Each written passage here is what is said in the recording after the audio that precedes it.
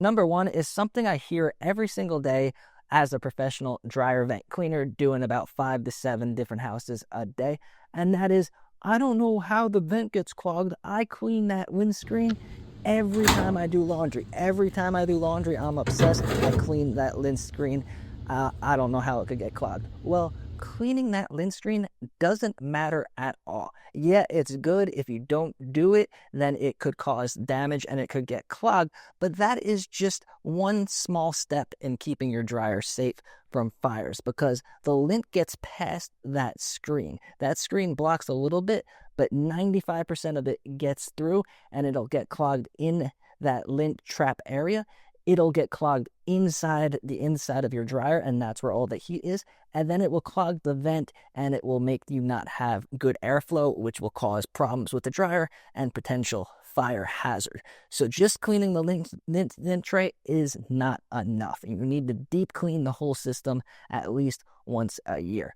The next thing is just cleaning the dryer vent. A lot of companies will charge like 59 bucks, or people on Craigslist or Facebook Marketplace will come with a leaf blower and just take off the dryer from the back and blow it out with a leaf blower. Or they won't even go in your house. They'll tell you to turn on the dryer, and then they'll just brush it from the outside.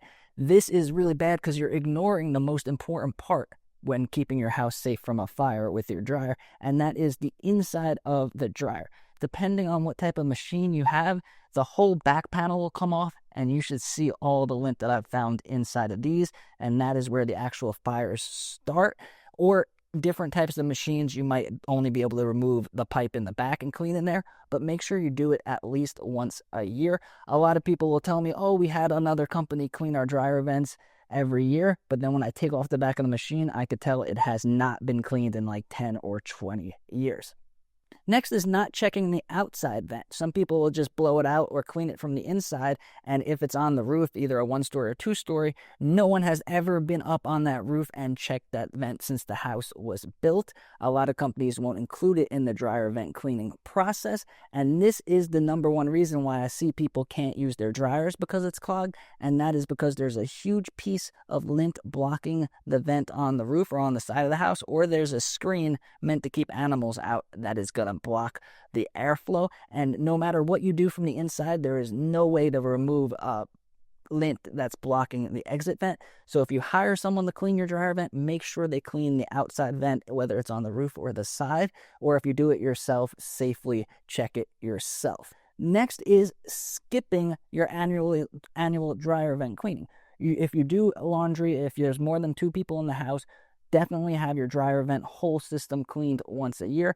A lot of people don't think it's necessary. They'll wait 5 or 10 years, and this is really dangerous. So make sure you stay ahead of it. If you have your AC maintained once or twice a year, definitely have your dryer vent cleaned and inside of your dryer cleaned once a year.